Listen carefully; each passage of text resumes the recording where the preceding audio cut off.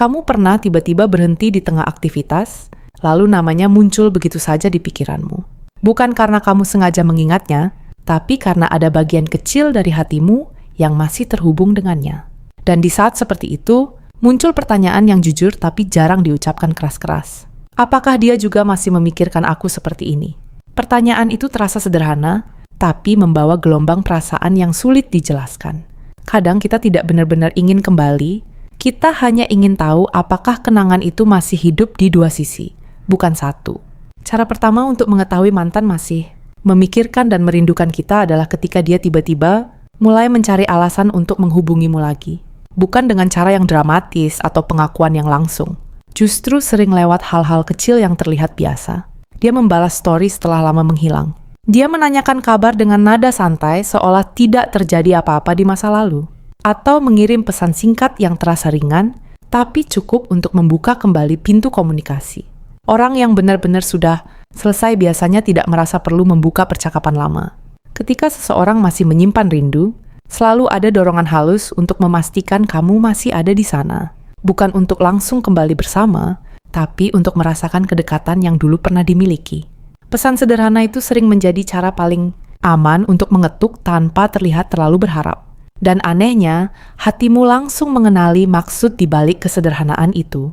Kamu mungkin mencoba bersikap biasa saja, tapi ada rasa hangat yang muncul diam-diam. Seolah sebuah ruang lama di dalam dirimu kembali terbuka. Dalam kehidupan sehari-hari, momen ini sering datang tanpa peringatan. Kamu sedang sibuk dengan rutinitas, lalu namanya muncul di layar ponsel. Sekejap, suasana hatimu berubah. Ada campuran kaget, gugup, dan rasa familiar yang sulit disangkal. Di saat itu kamu mulai bertanya, apa yang mendorongnya kembali setelah sekian lama? Orang jarang kembali tanpa alasan. Seringkali, alasan itu adalah rindu yang belum benar-benar menemukan tempat untuk pergi. Dia mungkin tidak mengatakannya secara langsung karena ego dan ketakutan masih ada, tapi keinginannya untuk membuka percakapan adalah tanda bahwa kamu masih hidup di pikirannya. Karena jika seseorang benar-benar sudah melepaskan, dia tidak akan merasa perlu mengetuk kembali pintu yang pernah dia tutup. Dan disinilah konflik batin mulai terasa. Sebagian dari dirimu ingin percaya bahwa itu berarti sesuatu. Sebagian lagi mencoba menenangkan diri dan mengatakan itu hanya kebetulan. Namun jauh di dalam hati, kamu tahu tidak semua kebetulan terasa seintim itu. Kadang kita tidak merindukan orangnya saja, tapi juga versi diri kita saat bersamanya. Jika dia terus mencari alasan kecil untuk tetap hadir di hidupmu, itu jarang terjadi tanpa perasaan yang tersisa. Manusia cenderung kembali pada hal yang masih memiliki arti emosional. Rindu sering menyamar sebagai perhatian sederhana. Dan perhatian yang berulang hampir tidak pernah datang dari hati yang benar-benar kosong. Mungkin kamu pernah berada di posisi ini dan diam-diam mencoba membaca tanda. Atau mungkin sekarang kamu sedang mengalaminya, merasakan tarik ulur antara harapan dan logika. Yang jelas, cara seseorang kembali mendekat sering lebih jujur daripada kata-kata yang dia ucapkan. Karena rindu yang tulus hampir selalu menemukan jalannya untuk terlihat. Cara kedua untuk mengetahui mantan masih memikirkan. Dan merindukan kita terlihat dari bagaimana dia tetap mengikuti kehidupanmu dari kejauhan.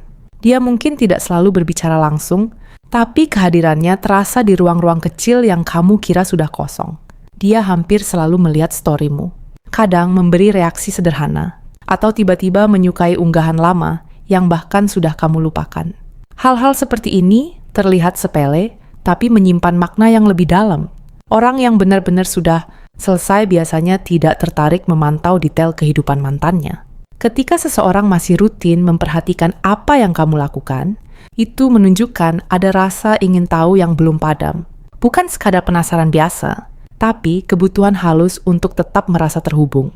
Seolah dengan melihat potongan hidupmu, dia bisa memastikan kamu masih menjadi bagian dari dunianya, meski dari jarak yang aman. Dan tanpa kamu sadari, perhatian diam-diam seperti itu sering lebih jujur daripada kata-kata panjang. Dalam kehidupan nyata, ini sering terjadi di saat yang paling sederhana. Kamu sedang menikmati kopi sendirian, mengunggah foto kecil tentang harimu, lalu melihat namanya muncul di daftar penonton. Ada jeda singkat di dadamu. Perasaan yang tidak sepenuhnya nyaman, tapi juga tidak bisa kamu abaikan. Di momen itu, kamu sadar seseorang masih menyisakan ruang untukmu di pikirannya. Kadang kita mencoba meyakinkan diri bahwa itu tidak berarti apa-apa, tapi hati manusia peka terhadap perhatian, sekecil apapun bentuknya. Dan perhatian yang terus muncul jarang lahir dari ketidakpedulian. Jika dia masih memilih untuk tetap melihat hidupmu, mungkin ada bagian dari dirinya yang belum siap benar-benar pergi. Cara ketiga terlihat dari bagaimana dia masih mengingat hal-hal kecil tentangmu. Saat kalian berbicara, dia menyebut detail yang bahkan kamu sendiri hampir lupa. Makanan favoritmu, kebiasaan anehmu saat gugup, atau cerita lama yang hanya kalian berdua yang tahu. Ingatan seperti itu tidak bertahan tanpa alasan. Manusia cenderung menyimpan detail tentang orang yang masih penting bagi hatinya. Ketika mantan masih membawa potongan kecil masa lalu ke dalam percakapan, itu tanda bahwa kenangan tentangmu belum pudar. Dia tidak sekadar mengingat, dia merawat ingatan itu tanpa sadar. Dan disitulah rindu sering bersembunyi. Bayangkan sebuah percakapan santai yang tiba-tiba membuatmu terdiam. Dia mengatakan sesuatu seperti, "Kamu masih suka hujan, kan?" Kalimat sederhana itu membuka kembali lorong kenangan yang lama tertutup. Ada rasa hangat sekaligus rapuh yang muncul bersamaan. Karena kamu menyadari, seseorang masih membawa bagian dirimu di dalam pikirannya. Kita jarang menyimpan detail tentang orang yang sudah tidak berarti. Ingatan adalah bentuk keterikatan yang paling jujur.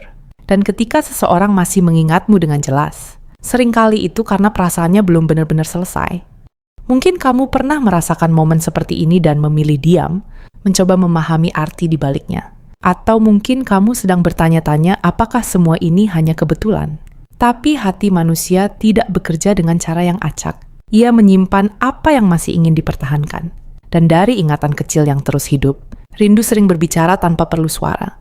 Cara keempat bisa terlihat dari bagaimana dia bereaksi saat mengetahui kamu dekat dengan orang lain.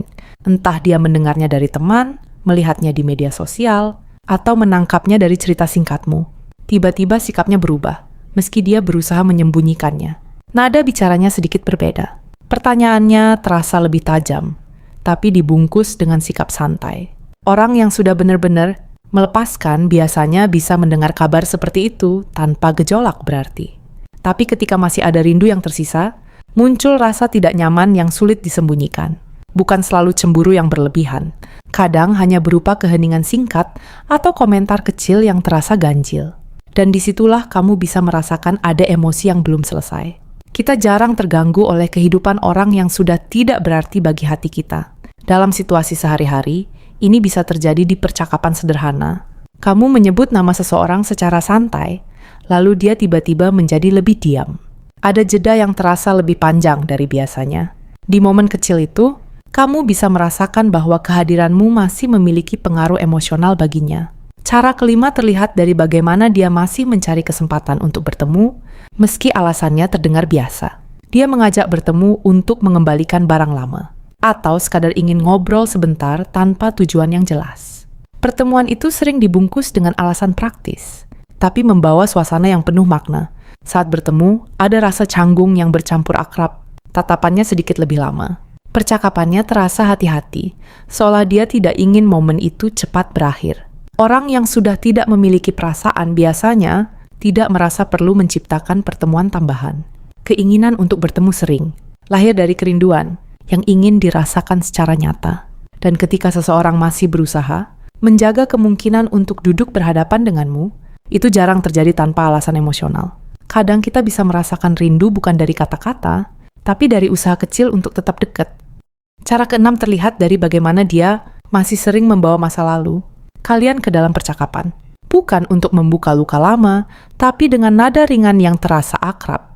Dia mengingat momen lucu yang pernah kalian alami, atau menyinggung tempat yang dulu sering kalian datangi bersama.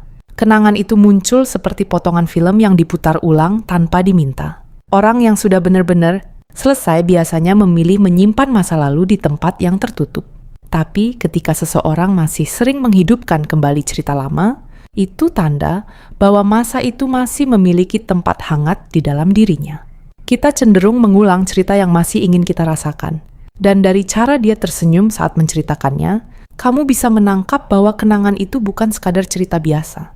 Cara ketujuh bisa dilihat dari bagaimana dia tetap peduli pada keadaanmu. Dia menanyakan kabarmu dengan perhatian yang tulus. Bukan sekadar basa-basi, tapi benar-benar ingin tahu bagaimana harimu berjalan. Saat kamu bercerita tentang masalahmu, dia mendengarkan dengan serius. Kadang memberi saran, kadang hanya menemani lewat kata-kata sederhana. Perhatian seperti ini sulit dipertahankan jika tidak ada perasaan yang tersisa. Manusia jarang menginvestasikan emosi pada seseorang yang sudah tidak berarti. Jika dia masih menunjukkan kepedulian yang konsisten, mungkin ada bagian hatinya yang belum benar-benar melepaskan. Karena rindu sering terlihat dari keinginan untuk tetap menjaga, meski hubungan sudah berubah bentuk.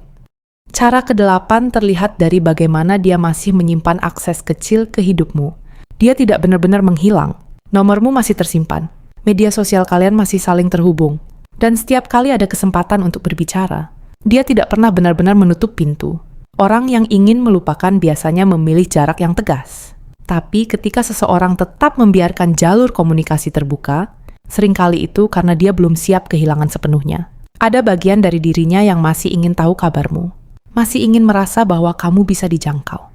Dan keinginan untuk tetap terhubung, sekecil apapun bentuknya, sering menjadi tanda bahwa rindu itu belum selesai. Cara ke-9 bisa dilihat dari bagaimana dia membandingkan orang lain denganmu, meski tidak selalu diucapkan secara langsung.